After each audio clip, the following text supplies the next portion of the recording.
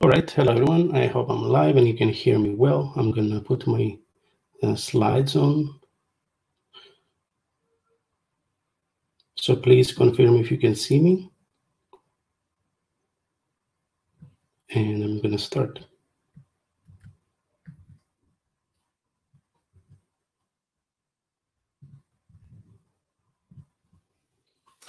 All right.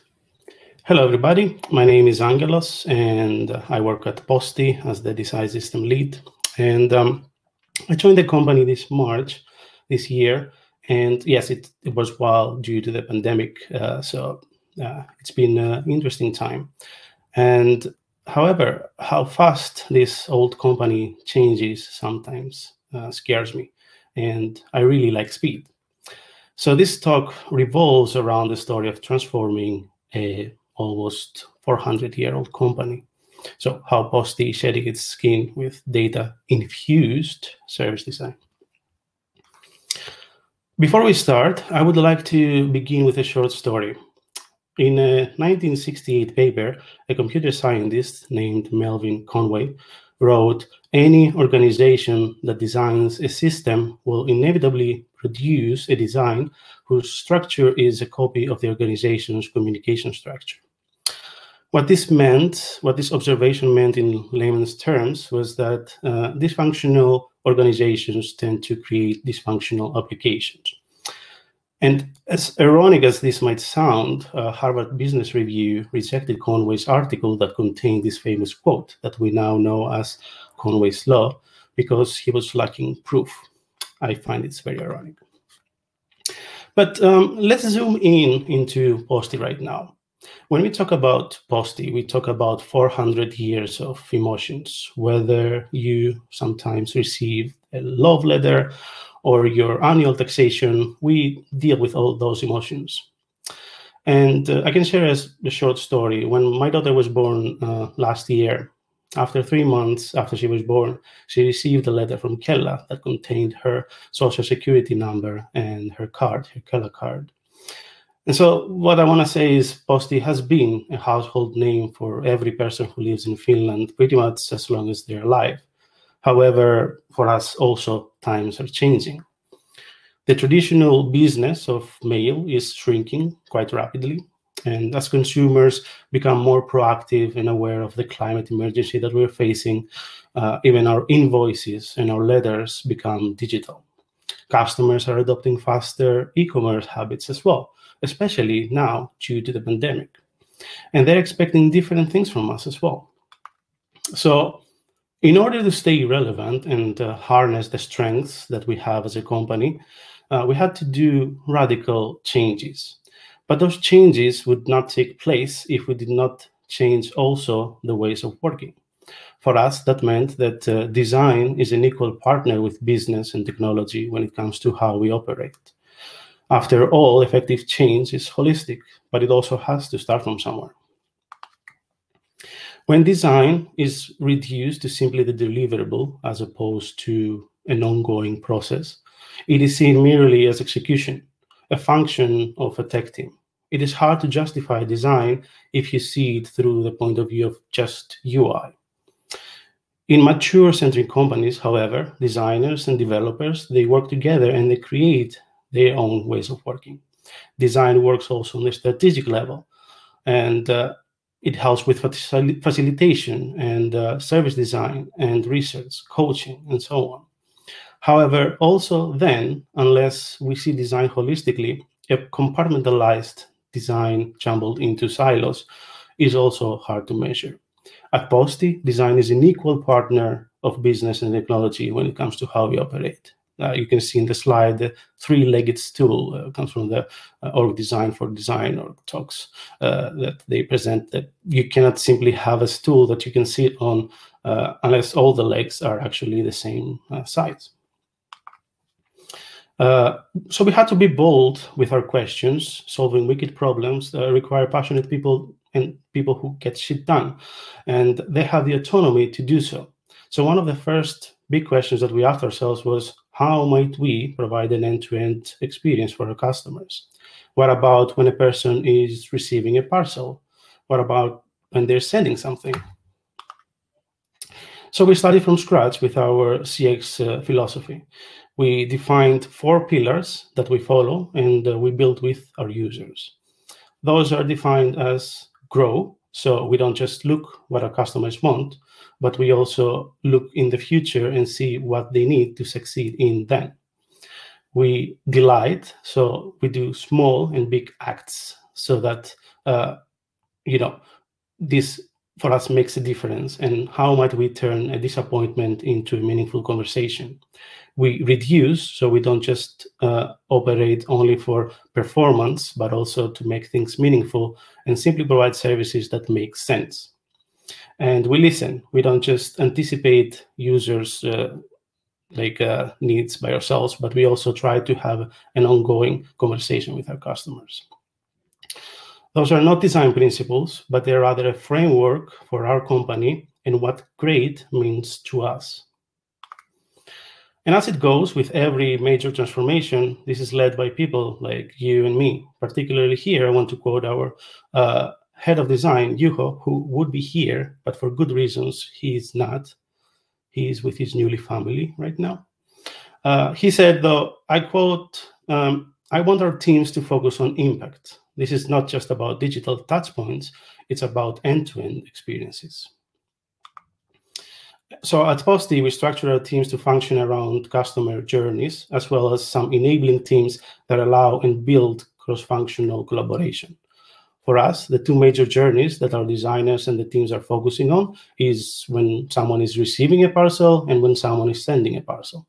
Therefore, then we work to create a world-class customer experience across the whole end-to-end journey. As Juho pointed out in an earlier slide that I just showed, it is not just about digital touchpoints. Another bold question, as an example that we had to ask ourselves was, how might we enable customers to return a parcel using any parcel locker? So we have to think about the physical touchpoints as well. Such bold questions, though, they usually just tend to bounce eternally around the office walls unless you have everyone on board. Change is not possible if you don't have organizational buy-in from your VPs and your CEOs. And we are fortunate with that. However, this still doesn't mean that we do not have to prove the value of design. At Posti Design, we measure our success through customer metrics, and we couple that with KPIs that are specific to our profession and ways of working. So what we do is that we really want to measure what matters. And I'm quoting Kim Goodwin here, who said, until we measure what we value, we will continue to overvalue what we measure. At Posti, our valid measurement is CSAT, which is short for customer satisfaction. It's really a KPI used to measure how satisfied a customer is currently with their experience, ranging from 1, which is very unsatisfied, to 5, which is very satisfied. This is obviously coupled with open feedback as well. And this key metric is invaluable to Posti Design and how we do things. I can give you an example here. So Oma Posti, the app, has a high CSAT score, and it has been proven through the stats. It has been 5 times as the top app in the Finnish App Store and Google Play Store, outpacing apps like Netflix and Facebook and WhatsApp. And it has even won an award from Apple in 2019 as the top 10 apps of the App Store in Finland. And we're currently expanding this service so that we can also serve business customers with Oma Posti Pro. And we also, of course, continue to deliver on the key experiences through the customer journeys. So measuring is really part of the experience. And what it is, in my mind, like measuring is a conversation between you and your customer. So we measure CSAT across those key experiences, which is receiving, sending, and Oma Posti. And for sending and receiving, this measuring is actually transactional. For Oma Posti is monthly satisfaction survey that goes out, and it also drills down into individual features. I can give you an example for receiving. We do not only track the CSAT score when someone puts the code on the website and they track where the parcel is, but we also want to measure when they go there and they pick up the parcel. What was that experience about, the physical one? And similarly with sending, we don't just track and measure when a person is getting sending code, but also when they go there to actually leave that parcel. And so then what we do after that is we take an average of the whole kind of like satisfaction, and then we take the average of the different customer journeys, and then we track that both on the high level but also on the individual features. So the collated then average, which we call consumer experience index, is used as a core basis for our performance-based conversation, both for the teams but also for the leadership. And that leads us to the design system, which is an indistinguishable part from the design ways of working. The design system team is what we call building blocks. So we are working with the streams, with the teams that are focusing on the customer journeys to codify and bring clarity and cohesion to our customer experience. And we are working on a federated contribution model. What that means is that everyone is a contributor to the design system, and the team is there to manage, maintain, and support the scaling of the system that spans across 14 different teams. With a design system, we aim to operationalize how Posti approaches design. In order to do that, our design system has to be intentional, deliberate about how do we design, how do we build, and how do we scale a user experience of our products. It is a shared language, so it must support the ways our creators work.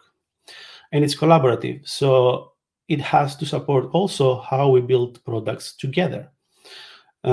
And of course, it has to take into account the human layer, which is infinitely more complex than tooling. At the design system level, we're able to track also KPIs that are very relevant for the design system point of view.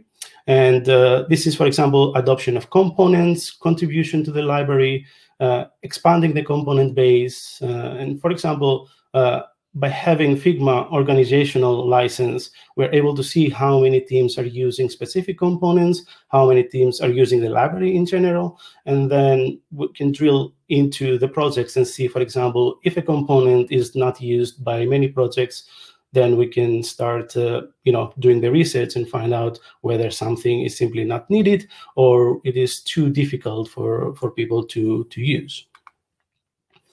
And of course, like every other team, we have a stack. We have a suite of apps that we use. We use Figma for all our design work. We use a Storybook that has the React components there. We use Zero Height, which is mainly documentation and an open conversation with marketing and brand. We use Biro that we use usually for facilitation, workshops, and so on. Slack for asynchronous communication. And unfortunately, we also use Teams for meetings. And the stats, some stats here, we have 5 component classifications. Those are design tokens, basic components, composite components, page sections, and page templates. So it's kind of like drills from the really tiny level to the kind of like to the high level. We have 17 component categories, and they're serving 14 teams, as I mentioned before. What we want to do also is that we always look to take a step further. So what that means is that for the design system, it's not only something that serves the designers and we have only components there, but it's something that is a tool that can help the rest of the company as well. And we bring everyone closer together. And for example, there we have built our concept template kit, which is a set of canvases and exercises that support strategic decision-making. And really, it's a way to open up collaboration between business, technology, and design. And to sum it up, transformation for us, and hopefully the way that everyone sees it, is that transformation is really a conversation as well. As a design team, we are planning also our next steps. We look ahead, and which some of those steps include expanding the team, which is also a hint for you. We're refining our ways of working, and we're introducing also design operations. Once again, it takes everyone. It has to be bottoms up, but at the same time, you have to have the blessings of your leadership, and you have to really, really try hard to disprove Conway's law. However, laws are universal and inevitable. So what can you do? I would like to thank you for listening to me, and feel free to reach and connect with me on Twitter or LinkedIn, and we can continue the conversation there. So thank you very much. I will now stop sharing the slides so that I can see you.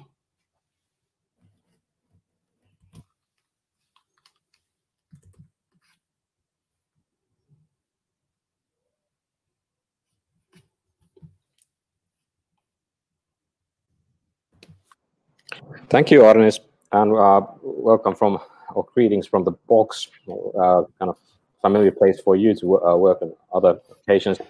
Unfortunately, not here today, but this is very interesting to hear about. Welcome from, or greetings from the box. Oh, I realize we're going to have very nice feedback here, so we have to turn off the audio. Unfortunately, not here today, but this is very interesting to hear about. Just a minute. Now that's better. I don't hear myself several times.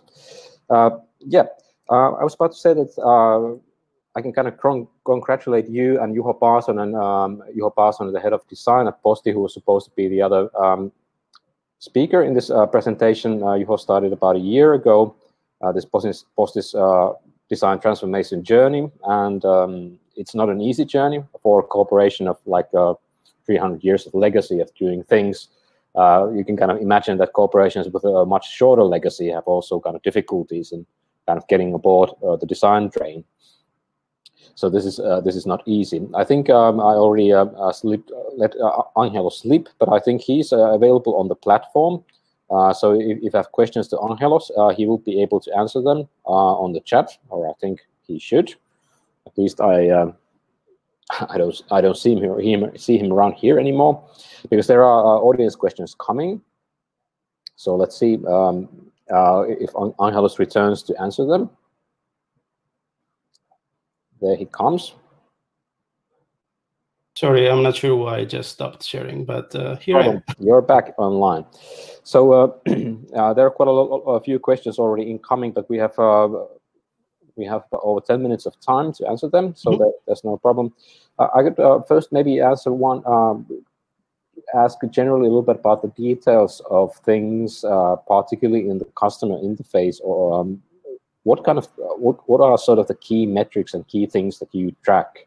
For instance, do you use this kind of overarching measurements such as NPS or SES or something like that across your touch points? For us, it's really the CSAT. So this is our kind of like our main metrics, which it's a replacement or a betterment in a way, from my point of view, from the NPS, because I found NPS to be rather inconclusive when it comes to kind of like how it is structured. And this is, of course, a big discussion that has no end, whether NPS is good or not. But we find the CSAT to be, really fitting our needs. So we want to know what a person's experience is at that point. And we want them to, of course, if possible, to give us also an open feedback. So it's not about the number, but it's also about what actually has happened, that your experience is either good or your experience is bad. However, as I said, we also couple that with KPIs, and those KPIs are very specific to each designer and their stream. For example, for the design system, as I mentioned, our KPIs are really to, for example, make sure that the design system is adopted by the teams and it is used, that it actually works for them, and that we are able to expand it. So we know that our design system scale when we have a version of the design system that simply is better than the previous one. And how do we measure that? Obviously, we measure it through the metrics, where we see the usage of each individual component and things like that, but also to have a conversation with our users, which are the designers and the developers, and really understand what are their frustrations and work with them to make this happen. So it's an ongoing conversation. The design system is never done. It's something that it just keeps evolving. And I think also the challenge is they keep evolve as you evolve the design system. So even a mature design system will have, a lot of problems. Okay, how about one thing you mentioned, that you have like input from design system users, the designers, kind of affecting the further development? How about the kind of end users? For instance, there was a question about if you use application analytics to affect design system design. Does that happen? Obviously, then the streams are responsible for working for the end users, which are kind of like they're for the design system specifically the indirect users, the end users. However, they of course they do matter to this conversation. But I guess the conversation goes so like the users might give input to the designers, who then the designers can make certain proposals for changing components so that the UI and the product experience makes more sense. So then it's a kind of like it's a conversation like how do we redesign what we have there already to serve the end customers as well. So the individual designers as contributors for the design system are the kind of a channel which they take in the different type of user insights and then funnel that to the development work of the design system in order to make it better for everyone. Yeah, so like as I mentioned, we have like three big streams or customer journeys that we are focusing on: receiving, sending, and Posti. And like each of those, or the plan is, because we're rather a small team now, so we're building that as we speak. The plan is that every team has a lead designer, and they can really focus on the customer journey, but also has designers who can focus on the the product design itself. So like in the future, as we also are going to have researchers more and more designers, and we expand our team, then it's going to be something that we will look more closely onto. For example, as you are there at Posti box at the moment, if you look right in front of you, there's the design den, and our plan there, if the pandemic was not raging at the moment, was to really have a place where we go there with our users and we do user testing. And we even want it to be a place where a designer stays there pretty much any day. You can find a designer there. So if you have a frustrated customer inbox, you can tell them like, please go downstairs and talk with one of our designers and see if they can then, for example, hopefully they will channel that to the team and we will have a meaningful discussion of how can we do better. So when we talk about having a conversation with a customer, we really wanted to do that. Now we have to find other venues, and we are currently researching how to do that with our customers. So like, for example, how can we do it online, basically? Yeah. This year has not been very easy for kind of ad hoc customer interactions, unfortunately. Exactly. So yeah, for those people who are based here in the Helsinki area, please go and check out the Box by Posti space. This is kind of a very nice location, which has usually, like we now during the Helsinki Design Week, we have a special exhibition here, but there is usually something on display also outside the Helsinki Design Week, because there are the space collaborates with different artists and brands to kind of display all kinds of things and cultural artifacts, and also kind of facilitate this kind of meeting ground. But let's move on. There were a few questions from the audience. There's one question regarding, are you considering setting up research operations in addition to design operations? Yes. Short answer. Long answer is that we are looking to expand the team first. So like currently also we haven't started design operations because it simply doesn't make sense to have design operations for like 4 or 5 people. Now we are 8 people already, like in 4 months since I joined. So we rather expand rapidly. So when we look now into our team, we really have to, first of all, create and define the culture and really work together to define our ways of working. But I'm a huge proponent of the design operations in general, and obviously research operations, which is not a separate community, but it's an adjacent community to design operations.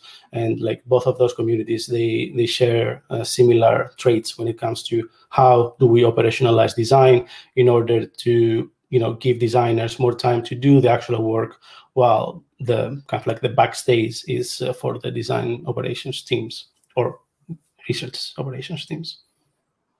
Great. Okay, then I have 2 questions regarding further the measurements and the indexes. first one was that do you use similar kind of metrics across the digital and physical touch points? Yes, so the CSAT is also asked when, as I said, when a user goes and picks up the parcel from the box. Obviously, like we know when you go to the locker and you click the code, after you click the code, the system knows that you have picked up your parcel and that was the transaction was successful. But we also want to know how was your experience. So then it's not about, as I said, earlier, that you just track where the parcel is and that you get a notification that your parcel is there. But also when you go there to actually pick it up, then there's also a transaction point for us, like a touch point where we also ask it. And similar for sending as well. So like similarly, when you send something, you get a code and you can go to the parcel locker and you can enter the code, you put the parcel inside, you close it, and then this is an ended transaction for us that we then ask you, how was that? So do you also present similar kind of similarly formatted questions inside the app or any other digital channel? Yes, so Posti also has its own CSAT. So as I said, it goes monthly as a survey outside, and it also drills down into specific features of the app. So like how certain parts of the experience or flows might feel to the users. And I think the range is like tens of thousands of feedbacks per month. So it's rather like proactive from the users. And we also have an open feedback in Posti, so people can at any given time just go there and give us feedback about Posti as an application as well. Okay. Then there are a few questions about the design systems in general. Do you apply your design systems internal personal tools or in different kind of internal software, I guess, as well, or only external? Yes, one example is like we have some internal tools that we use for basically user management, if you will, for Posti, and that is also specifically for business customers as well. But the plan there is to then use the design system to actually change the experience there so that it actually matches, because those users sometimes they use the end customer interface, but they also use the backend interface where they do their job. So it's very critical for them to have a similar experience there so that they don't actually get confused, that they get this cognitive overload of what's happening. Okay. Then another design system question is that are you planning to make the Posti design system public? I would say yes. We still have a lot of refining to do. As you might have seen, currently we are in the midst of brand refreshment. I don't know if change is the right word. So there's a lot of work that we are currently doing. So after we do that, I'm guessing that we will have more time to go into a little bit into more maintenance mode and kind of like, also plan for the future. One of the things for us is, as I said, is to expand the design system. So we want to make it as complete as possible for the designers. So this is, again, an ongoing question and a research topic that we have to take up upon. So it would make sense that we also make it public at some point. But it's also, of course, a conversation that has to happen also internally to see how, for example, how our leadership feels about it. Yeah, but I think it would be great for generally, at least for the design, everyone working in design in Finland, to have this kind of public references, particularly coming from like public companies. I mean, Yle is also one of those companies which I might be looking at to read stuff. I agree. Let's see, we have 1 minute left. I'll pick up one or two questions still more. Let's take one still about design systems, and a question from about how do you validate your building blocks that it works well for all the teams? This is, again, an open conversation. So it's an open and ongoing conversation with the teams. A few things that we try to pilot now, and they're going to be kind of like rituals in our ways of working. Whether they're successful or not, this is something to be seen. One of them is a long-term ritual, where we just do a UI audit every 6 months, for example, or so. And the other one is a more short-term and more rapid-paced ritual, where we take one component and we ask each team to present how they use it. And what we aim to do with this is first of all, with the long term is we take bird's eye view of all the main flows of its stream, and hopefully we see right away what are the differences there and which parts of the experience might be different looking. And then with a short-term one, that we really want to take a look into how cohesive the specific components are and what can we do in order for the teams to, first of all, to have better components for them to use, and also that they don't have to rework the components in order to have them fit, but also it's components rather scalable for them. Good. Thanks, Angelos, so much for your time. Thank you as well. Presentation. I'm afraid it's our time to start our coffee break, or so that's entitled. Yeah. I have mine here as well. Yeah, you already you have a head start. Now we have still a few questions for Angelos in this chat, but as Angelos is part of the digital conference, he might, if he has still coffee left, use a bit of his time and answer those questions in the chat. But thank you so much for staying online. Thank you as well. Thanks. And we're gonna now have a 30-minute break and start 11:30 with our following session. See you later.